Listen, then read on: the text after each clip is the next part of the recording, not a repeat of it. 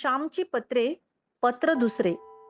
प्रिय वसंतास, सप्रेम आशीर्वाद. तू सेवादलाची लहानशी का होईना शाखा सुरू केलीस, हे वाचून कितीतरी आनंद झाला. तुझ्या पत्राची मी वाट पाहतच होतो. परंतु काहीतरी प्रत्यक्ष कार्यास आरंभ केल्याशिवाय उगीच कशाला लिहा पत्र, असे जे तू मनात ठरवले होतस, त्यामुळे आतापर्यंत तुझे पत्र आले नाही. खरे आहे, आपण खंडीभर चर्चा करतो, परंतु प्रत्यक्ष कार्य आरंभणे सदैव दूरच असते. तू तसा नाहीस ही चांगली गोष्ट आहे. सेवा दलातील मुले तुला नाना प्रकारचे प्रश्न विचारतात. त्या मुलांना वाचून दाखवण्यासाठी तुला काही हवे आहे. तू या गोष्टीची मागणी केली आहेस. वसंता, मी तसे फार वाचलेले नाही. कोणत्या विषयाचा गाढ अभ्यास मी केलेला नाही. बहुधा खेडेगावातून हिंडत असल्यामुळे शहरातील बौद्धिक वातावरणाशी माझा संबंध येत नाही. नवीन नवीन ग्रंथ पाहावयास मिळत नाहीत. थोर थोर पुढाऱ्यांचा प्रत्यक्ष परिचय मला नाही. वादविवाद, चर्चा फारशा ऐकल्या नाहीत. या अशा परिस्थितीमुळे मी विचारांची मौल्यवान भेट तुला कशी पाठवणार? माझी तितकी लायकी नाही. परंतु जे लायक आहेत, ते जोपर्यंत स्वस्त आहेत, तोपर्यंत माझ्यासारख्यांनीच जे थोडेफार देता येईल, ते दिले पाहिजे. माझ्याजवळ ज्ञान फारसे नाही, परंतु या देशाचे भले व्हावे असे सारखे वाटते. तरुणांनी उदार व थोर दृष्टीचे व्हावे असे फार वाटते. ही जी तळमळ, तिच्यामुळे जे काही मला सुचेल, स्फुरेल, ते मी तुला लिहित जाईन. मला एक लहानसा सुंदर पक्षी समोर दिसत आहे. त्याचे निळसर पंख आहेत. तो आकाशात उडत आहे. स्वच्छ हवा व प्रकाश लुटीत आहे. वसंता, मीही त्या पक्षाप्रमाणे आहे. काँग्रेसच्या ध्येयाच्या निर्मळ आकाशात माझा आत्मा उड्डाण करीत असतो. तसे पाहिले तर काँग्रेसच्या संस्थेत का दोष नसतील? संस्था या व्यक्तीच्या गुणदोषांकडे फारसे बघत नाही. त्या गुणदोषांच्या पाठीमागे संस्थेचा जो ध्येयवाद असतो, त्याच्याकडे माझी दृष्टी असते. ते ध्येय म्हणजे संस्थेचा खरा आत्मा. संस्था ज्याच्यासाठी जन्मली व ज्याच्यासाठी मरणार, ते त्या संस्थेचे ध्येय.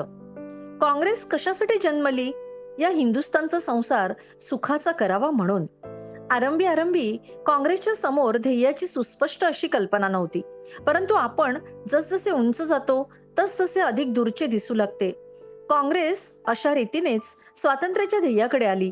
काही क्षुद्र लोक विचारित असतात की तुमच्या काँग्रेसने काय केले, परंतु आईने मुलांसाठी काय केले असे विचारण्यासारखेच हे आहे. काँग्रेस जणू लोकमाता आहे. आई ज्याप्रमाणे मुलाला पाजते, पोसते, त्याला चालावयास, बोलावयास शिकविते, त्याप्रमाणे काँग्रेसने केले आहे.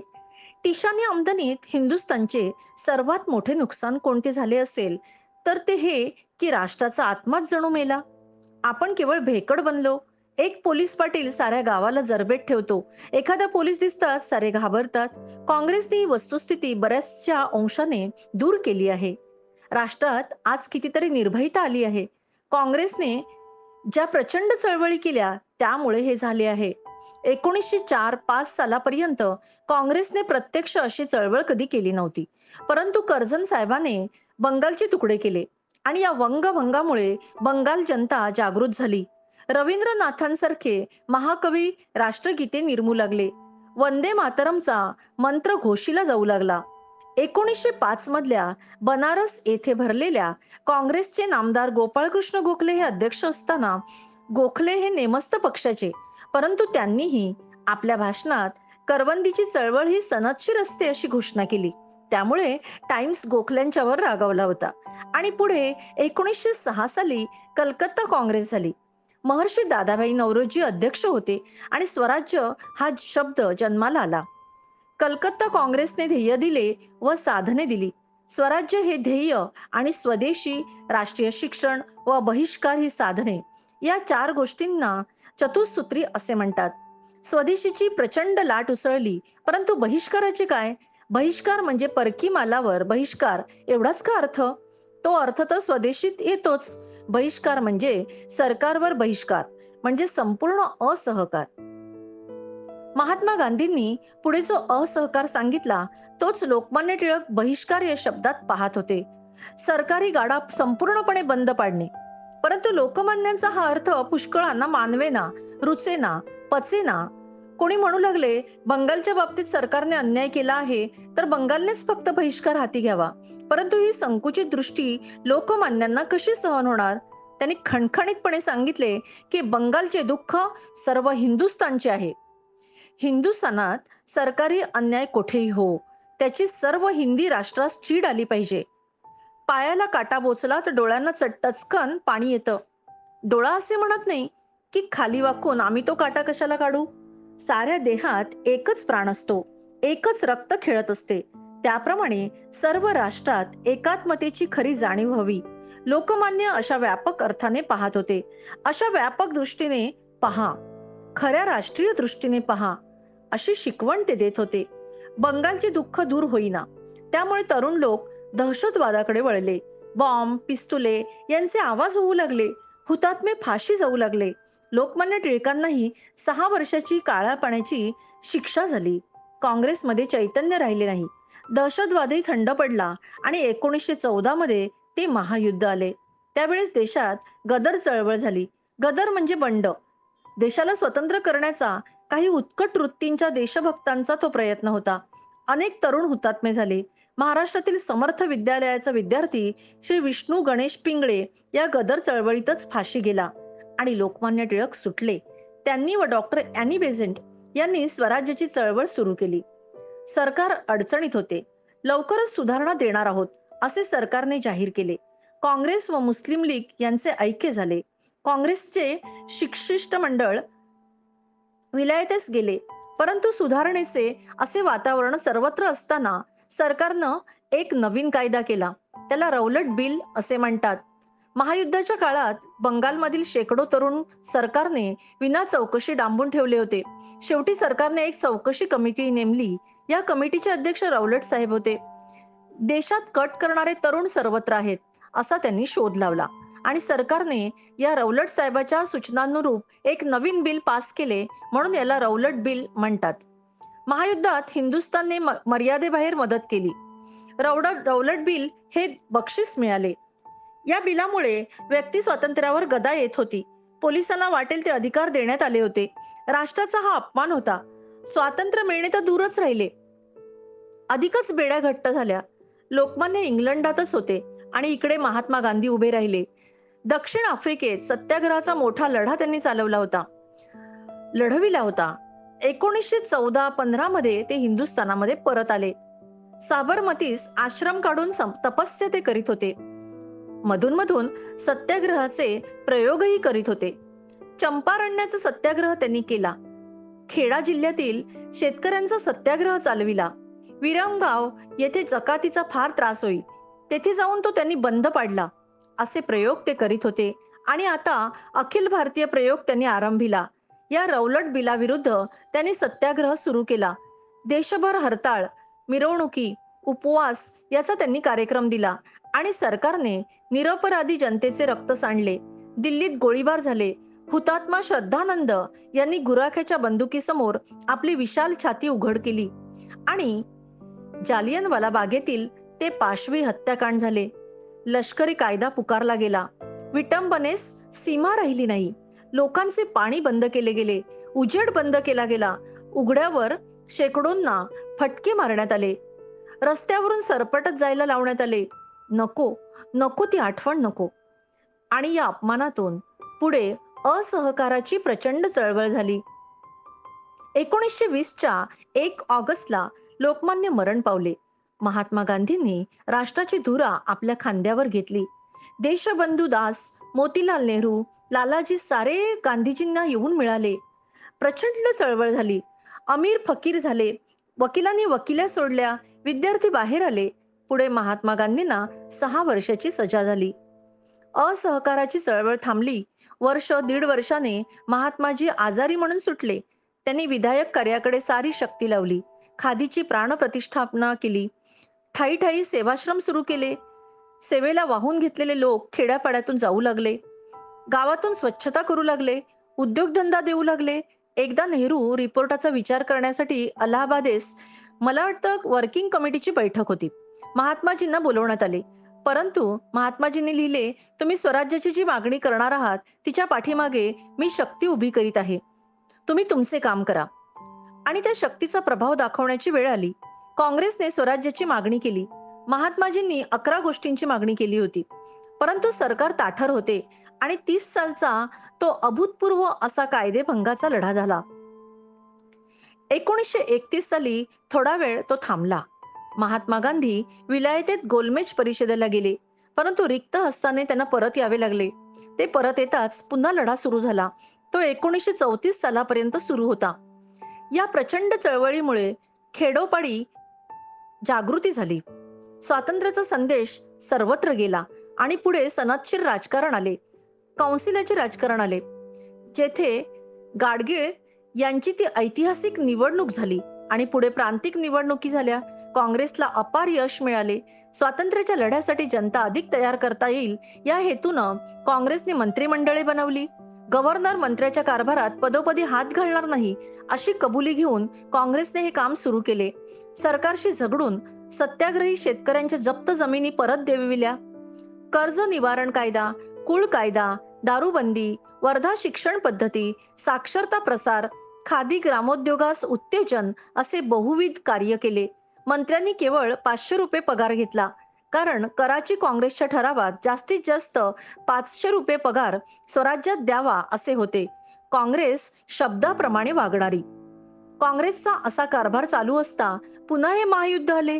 एकदा शब्दानेही एका शब्दानेही जनतेच्या प्रतिनिधीस न विचारता हिंदुस्थानही युद्धात सामील आहे असे जाहीर करण्यात आले. आम्ही केवळ गुलाम आहोत याची तीव्र जाणीव त्यावेळी पुन्हा झाली.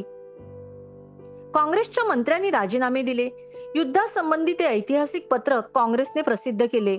युद्धाचे हेतू काय असे काँग्रेसने विचारले. युरोपातील देशांचे स्वातंत्र्य असे पार्लमेंटमध्ये चेंबरलेन म्हणाले. काँग्रेस आता काय करणार? वैयक्तिक सत्याग्रह करणार की प्रचंड चळवळ पुन्हा करणार? बघूया. तेजस्वी दिवस येत आहेत. सर्वांनी तयार राहिले पाहिजे. वसंता, काँग्रेसचा हा 50-60 वर्षाचा धावता इतिहास तुला मी सांगितला. महात्माजींच्या चळवळीने जर सर्वात मोठे कोणते कार्य केले असेल तर ते निर्भयता देण्याचे. बंगालमधले एक मोठे पुढारी एकदा म्हणाले, 1919-1920 सालापूर्वी स्वराज्याची चर्चा करायची झाली तर ती आम्ही 3ऱ्या मजल्यावर बसून करीत असू, परंतु गांधीजी आले व दिवाणखान्यातील राजकारण रस्त्यावर आले. हे सरकार आम्हास नको असे रस्त्यातील सर्वसामान्य लोकही निर्भयपणे म्हणू लागले. महात्माजींचे हे सर्वात मोठे कार्य. त्यांनी निर्भयतेचे वातावरण आणले.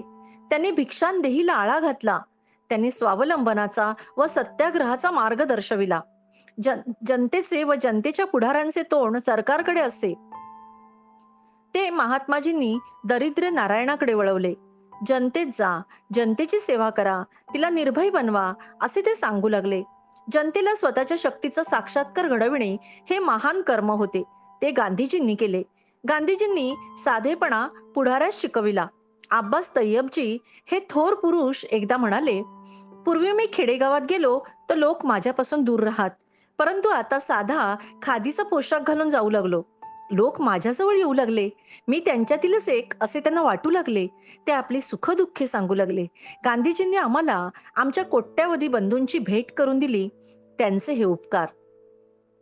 वसंता, तुला बंगालमधील उल्हासकर दत्त कदाचित ऐकून माहित असेल. त्याने स्वतःच्या स्मृती लिहिल्या आहेत. उल्हासकर मोठे क्रांतिकारक होते. ते कोमिल्लाचे राहणारे. 1907-8 सालातील दहशतवादी चळवळीत ते होते. ते अंदमानातून सुटून आले. ते सुंदर लिहितात. महात्माजींवर असहकाराच्या चळवळीत जो खटला भरण्यात आला त्यात त्यांना 6 वर्षाची सजा झाली. त्या संबंधीची एक स्मृती उल्हासकरांनी एकदा दिली होती. महात्माजींनी त्या खटल्यात, मी एक शेतकरी आहे, माझा विणकामाचा धंदा आहे असे सांगितले होते. महात्माजींच्या खटल्याची हकीकत वर्तमानपत्रातून येत होती. उल्हासकरांच्या तेथल्या एका गरीब मुसलमान नोकर वर्तमानपत्र वाचून रडत होता. काय रे, काय झाले असे त्यांनी विचारले. तो म्हणाला, महात्मा गांधींना 6 वर्षाची सजा झाली. वाईट वाटते. पण तुला का वाईट वाटतं त्यांनी विचारले. का म्हणजे? अहो, ते आमच्यातलेच एक आहेत. आमची स्थिती सुधारावी म्हणून झगडत आहेत. ते एक शेतकरी आणि विणकर आहेत असे म्हणून त्याने डोळे पुसले. ही आठवण लिहून उल्हासकर लिहितात, या अहिंसक महात्म्याने अशी क्रांती केली आहे. तशी कोणी केली आहे? जनतेशी असा एकरूप झालेला दुसरा कोण आहे? महात्माजी क्रांतिकारकाचे मुकुटमणी आहेत. त्यांना अनंत प्रणाम. आपल्या या महाराष्ट्रात असे काही पंडित आहेत, की ते अद्यापही गांधीजींना व काँग्रेसला शिव्या देतात. महात्माजींनी 1 कोट टिळक फंड जमविला. परंतु त्या फंडानं टिळकांचे राजकारण मारले, असे काही करंटे महाराष्ट्रीय मुत्सद्दी म्हणत असतात. यांना मुत्सद्दी म्हणावे की महामूर्ख म्हणावे तेच समजत नाही. मला 1,000 लोक द्या मी बंड करतो असे म्हणणारे ते लोकमान्य. डोकी तापायलाच हवीत, डोकी थंड ठेवायची ही वेळ नव्हे, असे म्हणणारे ते लोकमान्य. येथल्या मुसलमानांच्या हाती सारी सत्ता गेली तरी चालेल, परंतु 6,000 मैलावरचे हे परके आधी जाऊ देत, असे तळमळीने म्हणणारे ते लोकमान्य. त्यांचे राजकारण या दळभद्रांना समजते तरी की नाही देव जाणे. त्या 1 कोटी फंडातील पुष्कळशी रक्कम निरनिराळ्या कार्यार्थच देणाऱ्यांनी दिली होती. कोणी गुजरात विद्यापीठासाठी म्हणून 10 लाख दिले, ते त्या कामात गेले. खादीच्या कामासाठी 25 लाख घातले गेले. देशभर त्या राष्ट्रीय शाळा महाशाळा सुरू झाल्या, त्यांना त्या फंडातून मदत दिली गेली. कोणी स्वदेशी स्टोअर काढले, त्यांना मदत दिली गेली. या 1 कोटी फंडापैकी काही रक्कम आलीच नाही, कारण दिलेली अभिवचने पुरी केली नाहीत. असा हा 1 कोटीचा इतिहास आहे. तरी बेटे पदोपदी म्हणत असतात, की टिळकांच्या नावाने फंड काढून टिळकांचे राजकारण यांनी मारले. टिळकांचे राजकारण म्हणजे तेलात आंबोळ्याचे राजकारण, दरिद्र नारायणाचे राजकारण. या दरिद्र जनतेत ज्यांनी प्राण ओतला, या दरिद्री जनतेला ज्याने झुंजार बनवले, त्याने का टिळकांचे राजकारण मारले? मागील महायुद्धाच्या वेळचे लोकमान्यांचे लेख वाचा आणि आजचे महात्माजींचे लेख वाचा. जणू लोकमान्यच लिहित आहेत असे वाटते, इतके भाषेत व विचारात साम्य आहे. महात्माजींनी केलेली प्रचंड चळवळ पाहून लोकमान्य वरून आनंदाश्रू ढाळीत असतील. महाराष्ट्रातील हे कोत्या दृष्टीचे पुढारी म्हणत असतात, की 1920 ते 35 पर्यंतचा काळ काँग्रेसने वनवासात दवडला. काँग्रेसने कायदे मंडळावर उगीच बहिष्कार घातला आणि पुढे 1934 साली काँग्रेसने जेव्हा निवडणुका लढवायच्या असे ठरवले, तेव्हा हे लोक म्हणू लागले, की आता गाडी रुळावर आली. आम्ही 20 वर्षे जे सांगत होतो ते आज बरोबर ठरले. जणू यांच्या तुणतुण्यामुळेच काँग्रेसने कायदे मंडळात जाण्याचे ठरवले. कायदे मंडळात केव्हा जावे आणि केव्हा जाऊ नये ते काँग्रेस जाणते. ज्यावेळेस आपल्याजवळ भरपूर कार्यकर्ते नसतात, ज्यावेळेस जनतेत राजकीय जागृती झालेली नसते, त्यावेळेस ते थोडेसेही कार्यकर्ते जर कायदे मंडळात गेले, तर जनतेत कार्य कोणी करावयाचे? कायदे मंडळातील कामाला तेव्हा महत्व आहे. जेव्हा तुमच्या पाठीमागे जनतेची शक्ती उभी आहे, तोपर्यंत सारे फोल आहे. महाराष्ट्रात इतिहासाचार्य राजवाड्याहून अधिक थोर इतिहासज्ञ दुसरा कोणता आणायचा? परंतु 25 वर्षापूर्वी त्यांनी चित्रमय जगतमध्ये एक लेख लिहिला होता. त्यात ते म्हणतात, आपल्या पाठीमागे जनतेची संघटित शक्ती असल्याशिवाय कायदे मंडळातून जाण्यात अर्थ नाही. नामदार गोखले दिल्लीच्या काउन्सिलात जात, सुंदर बोलत, साहेब मान डोलवीत, परंतु गोखल्यांच्या टीकांचा काय उपयोग होई? गोखल्यांच्या शब्दापाठीमागे कोट्यावधी जनतेची जागृत शक्ती नव्हती. बहुजन समाजाला तिकडे काय चालले आहे याची दादही नसे. पुढारी व जनता यांच्यात एकजीव नव्हतं. जोपर्यंत संघटित असे जागृत राष्ट्र पाठीशी नाही, तोपर्यंत काउन्सिलातील राजकारणात अर्थ नाही. अशा आशयाचे राजवाड्यांनी लिहिले होते. राजवाड्यांचे हे मत वाचून काँग्रेसच्या धोरणांचा विचार करावा. काँग्रेसचे 20 साली, 30 साली, 32 साली राष्ट्रव्यापक प्रचंड चळवळी केल्या. कायदेभंग, सत्याग्रह हे शब्द दऱ्याखोऱ्यातून गेले. अशी राष्ट्रव्यापी चळवळ 2-3दा केल्यावर निवडणुका लढवणे योग्य होते. शिवाय 1935च्या कायद्याने मतदारसंघ वाढला होता. 3.5 कोटी मतदार झाले होते. जनता कोणाकडे आहे हे इंग्रजांना दाखवून द्यायला हवे होते. बहुजन समाज कोणाच्या पाठीमागे आहे पहा, हे निवडणुकीने दाखवण्याची वेळ होती. कार्यकर्तेही वाढले होते. काहींना कायदे मंडळात पाठवूनही जागृत करून भरपूर कार्यकर्ते निर्मून काँग्रेस निवडणुकीस उभी राहिली. प्रचंड विजय तिला मिळाला.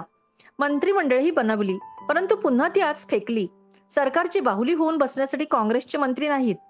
सरकारच्या धोरणाविरुद्ध जरा जाताच हकालपट्टी करून घेण्यासाठी काँग्रेसचे मंत्री नाहीत.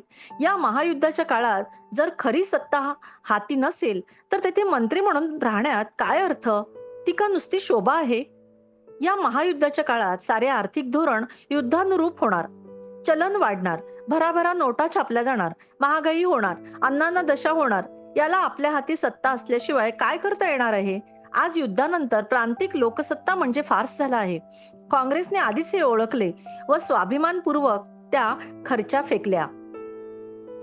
परंतु काही आशाळ भूतांना काँग्रेसचे हे असे करणे म्हणजे आड रानात जाणे, वनवासात जाणे वाटते. त्यांना हा काळ फुकट गेला असे वाटते. 1920 ते 1935 सालापर्यंतचा काळ का फुकट गेला? हा काळ फुकट नाही गेला, सार्थकी लागला. राष्ट्र संवर्धनाचा हा काळ होता. या काळात नवे राष्ट्र तयार झाले. शहरे व खेडी एकजीव झाली. पूर्वी धडाला मुंडके नव्हते, मुंडक्याला धड नव्हते. परंतु महात्माजींनी धडा मुंडक्याची भेट घातली आणि राष्ट्र सजीव होऊन उभे राहिले. आपल्या महाराष्ट्रातले ब्राह्मण ब्राह्मणेतर वाद कमी झाले. सत्यशोधकी गावे सत्याग्रहात आली. 30-32 सालच्या चळवळीत हे वाद मेले. बहुजन समाज चळवळीत आला. काँग्रेस आपली असे त्याला वाटू लागले. तुरुंगात एके ठिकाणी कामे करू लागले. एकाच चक्कीला, एकाच मोटेला ब्राह्मण, मराठा, न्हावी, धोबी यांचे हात लागले. ते एकमेकास म्हणाले, आपण उगीच अलग राहून भांडत होतो, परंतु आता सेवेसाठी एकत्र आलो. इंग्लंडमधील प्रतिगामी मुत्सद्दी सॅम्युएल होअर लिहितो, गांधींशी माझे मतभेद आहेत, परंतु एक गोष्ट कबूल केलीच पाहिजे. गांधींनी हिंदुस्थानचा दर्जा वाढवला. गांधींच्या चळवळी होण्यापूर्वी हिंदुस्थानकडे तुच्छतेने आम्ही पाहत असू, परंतु आता आदराने बघतो. वसंता, ज्या काळात अशी गोष्ट घडली, ज्या काळात राज्यकर्त्यांच्या अहंकारी दृष्टीतही हा असा फरक पडला, तो काळ का वाया गेला? आणि होर साहेबासारख्यास हिंदुस्थान विषयी हा आदर का वाटू लागला?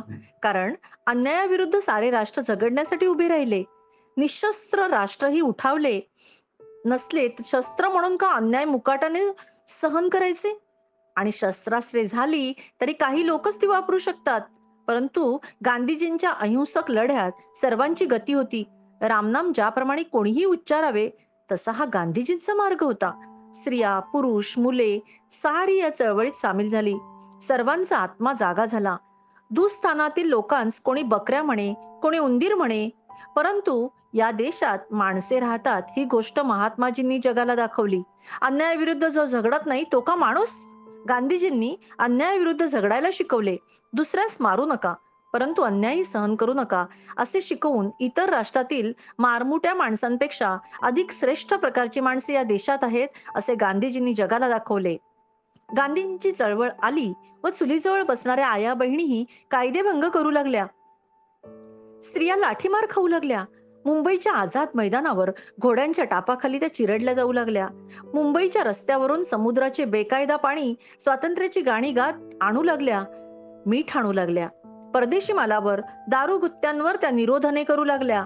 कर्मवीर कर्वे एकदा म्हणाले, स्त्रियांची ती जागृत झालेली शक्ती पाहून माझ्या डोळ्यांचे पारणे फिटले. ज्या महर्षीने सारे आयुष्य स्त्रियांच्या उद्धारार्थ दिले, त्यालाही महात्माजींच्या चळवळीतील ती दिव्यता दिसली. सत्याग्रही शिबिरात एक स्वयंसेवक व्हावे असे मला वाटले, असे ते म्हणाले. परंतु आमच्यातील अहंकारग्रस्तांना वाटले की हा सारा काळ फुकट गेला. त्यांच्या बुरसटलेल्या बुद्धीला वाटले की 1920 ते 1935 पर्यंतचा काळ वांस गेला. वसंता, महाराष्ट्राच्या इतिहासात एक गोष्ट आहे, ज्याच्या नावाने आपण महाराष्ट्रात कालगणना करतो, ज्याच्या नावाने शक चालवतो, तो शालिवाहक राजा तुला माहित असेल. या शालिवाहन राजाने शक नावाच्या लोकांचा पराजय केला आणि त्या विजयाची खूण म्हणून गुढीपाडवा सुरू केला. शालिवाहन राजाने हा जो विजय मिळवला त्या संबंधी एक आख्यायिका आहे. शालिवाहनाने कुंभाराच्या मडक्यांचे घोडेस्वार बनवले व शत्रू जिंकले अशी दंतकथा आहे. परंतु दंतकथात अर्थ असतो. या दंतकथेचा काय अर्थ? अर्थ इतकाच की त्यावेळी महाराष्ट्रीय जनता मातीप्रमाणे पडलेली होती. डोकी जणू मडकी झाली होती. परंतु या मडक्यात शालिवाहन राजाने प्राण ओतला. त्याने फुंक मारली, चैतन्य ओतले आणि मातीप्रमाणे पडलेल्यांना त्याने झुंजार राऊत बनविले. श्री शिवछत्रपतींनी तेच केले. साधे भोळे लंगोटे मावळे, परंतु छत्रपतींनी त्यांच्यात चितकळा ओतली आणि मावळे दिल्लीला जाऊन भिडले. अटके पार त्यांनी झेंडे रोवले. भीमथडी घोड्यांना सिंधू गंगांचे पाणी पाजले. महात्माजींनीही तोच चमत्कार केला. सारे राष्ट्र पडले होते. या राष्ट्राला महात्माजींनी नवजीवन दिले, अमृतधारा दिली आणि लहान कोळी मुले मध्यरात्री हातात झेंडा घेऊन घरातून पळून जात व सत्याग्रह करीत वंदे मातरमची गर्जना करीत करीत त्यांनी फटके खाल्ले. गुजरातमधील बोरसद गावी लाठीमार होत होता. ढोपरे फुटली तरी स्त्रिया रस्त्यातून उठल्या नाहीत. कोणी केला हा चमत्कार? कोळशांना उष्णता देऊन त्याचे हिरे कोणी केले? ही महात्माजींचीच तपश्चर्या. त्यांनी खेडोपाडी जागविली. सारे राष्ट्र प्राणमय केले. आणि म्हणून ज्ञानकोशकार डॉक्टर केतकर म्हणाले, 1 कोट लोकांना महात्माजींनी असहकार, कायदेभंग हे शब्द शिकवले असतील तर 1 कोट टिळक फंड सार्थकी लागला. या फंडाने टिकांचे राजकारण मारण्यात आले असे म्हणणाऱ्यांची कीव येते. वसंता, तू महात्माजींचे दिव्य कर्म ओळख व त्यांनी कोटी प्रणाम कर व त्यांना कोटी प्रणाम कर. ज्याने महाराष्ट्राला किंवा राष्ट्राला माणुसकी दिली, त्यांचे उपकार कोण कसे फेडणार? कोट्यावधी जनतेस त्यांनी त्यागाची दीक्षा दिली. राष्ट्राचा गाडा ओढण्यासाठी हजारो सेवक त्यांनी पुढे आणले. निरनिराळ्या वृत्तींची प्रखर माणसे, परंतु त्यांना एकत्र नांदवून राष्ट्र निर्मितीचे महान कार्य केले. राजेंद्र प्रसाद, सरदार वल्लभभाई, पंडित जवाहरलाल ही काय एकाच वृत्तीची माणसे? परंतु गांधीजी सर्वांना सांभाळतात. ही थोर माणसे केवळ परप्रत्ययनेय बुद्धी नाहीत. गांधींचे ते आंधळे अनुयायी नाहीत. त्यांना स्वतंत्र बुद्धी आहे. ते वाद करतात, चर्चा करतात. गांधीजी त्यांना पटवतात, मिळते जुळते घेतात आणि महात्माजींच्या अशा दिव्य नेतृत्वाखाली राष्ट्राच्या स्वातंत्र्यासाठी लढण्यात त्यांना प्रतिष्ठा वाटते. वसंता, महाराष्ट्रातील काही संकुचित बुद्धीच्या लोकांनी महात्माजींची व काँग्रेसची सदैव नालस्तीच केली. अजूनही करतात. अफगाणिस्तानला गांधीजी हिंदुस्थान विकीत होते असे हीन आरोप करायला आणि छापायलाही त्यांना काही वाटले नाही. यांनी हिमालयासारख्या चुका केल्या. यांनी हिमालयात चालते व्हावे असे हिणवून म्हणतात. परंतु या पाप्यांच्या लक्षात येईना की हिमालयासारखी चूक करून ती कबूल करणाऱ्यांजवळ हिमालयाची हिंमत असावी लागते. या राष्ट्रासाठी गेली 50 वर्षे अहोरात्र हाडे झिजवणारा दुसरा कोण आहे? आणि आज आयुष्याच्या सायंकाळी सर्वांच्या पुढे जाऊन तेच उभे आहेत. राष्ट्राच्या स्वातंत्र्यासाठी ते नुसते तडफडत आहेत. वसंता, महाराष्ट्रातील काही क्षुद्रांनी या महापुरुषावर आग पकडली तरी महाराष्ट्राचे हृदय शाबूत आहे. महाराष्ट्रातील बाळगोपाळ, महाराष्ट्रातील बहुजन समाज महात्माजींभोवती, काँग्रेस भोवती उभा आहे. आजपर्यंत महाराष्ट्राने काँग्रेसची अब्रू सांभाळली. ते काम अधिकच नेटाने पुढे झाले पाहिजे. तू तुझ्या तरुण मित्रांच्या मनावर ही गोष्ट बिंबव. त्यांना मोठी दृष्टी घेण्यास सांग. ज्या महात्म्यानं हिंदी राष्ट्राची मान उंच केली, त्यांच्या समोर मान लवायला त्यांना सांग. कृतज्ञता दाखवायला सांग. आज आता पुरे. मी पत्र लिहायला घेतले तेव्हा आकाशात अभ्रे होती. हवा जरा चमत्कारिक होती. परंतु आता समोर स्वच्छ प्रकाश पडला आहे. अभ्रे कोठल्या कोठे गेली. त्याप्रमाणे आपल्या राष्ट्रावरची अभ्रेही जातील. स्वच्छ विचारांचा निर्मळ प्रकाश येईल. भारताचे भवितव्य उज्ज्वल आहे, यात शंका नाही. हे महान राष्ट्र हजारो वर्षे का उगीच जगले? लिन युटांग या प्रख्यात चीनी लेखकाने लिहिले आहे की चीन जुने नाही झाले, म्हातारे नाही झाले.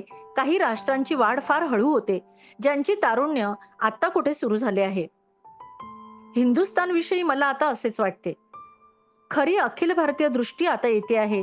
सारा भारत अंतर्बाह्य एक ही भावना वाढत आहे. आता कुठे आपण डोळस होत आहोत. नवीन प्रकाश घेत आहोत. वाढते वय आहे. हिंदुस्थान म्हातारा नाही, नवजवान आहे. त्याला भरपूर कार्य अद्याप करावयाचे आहे. सर्व धर्म व संस्कृती एकत्र नांदवण्याचा महान प्रयोग त्याला करावयाचा आहे. वसंता, तुला अधूनमधून मी काही ना काही लिहित जाईन. तुझ्या सेवा दलातील मुलांना ते वाचून दाखवीत जा. मी जणू त्यांना माझे हृदयच पत्र रूपाने पाठवीत जाईन. दुसरे मी काय देऊ, काय पाठवू? मी जे लिहून पाठवीन ते त्यांना आवडले की नाही ते मी काय सांगू? माझ्या लिहिण्यात नवीन काही असेल असे नाही. त्यांच्या सर्व शंका आशंका माझ्या लिहिण्याने फिटतील असेही नाही. परंतु तरुणांबद्दल आशा बाळगणाऱ्या एका माणसाचे हे तडफणारे हृदय आहे, एवढे त्यांना कळले तरी पुरे. सर्वांस प्रणाम. तुझा श्याम.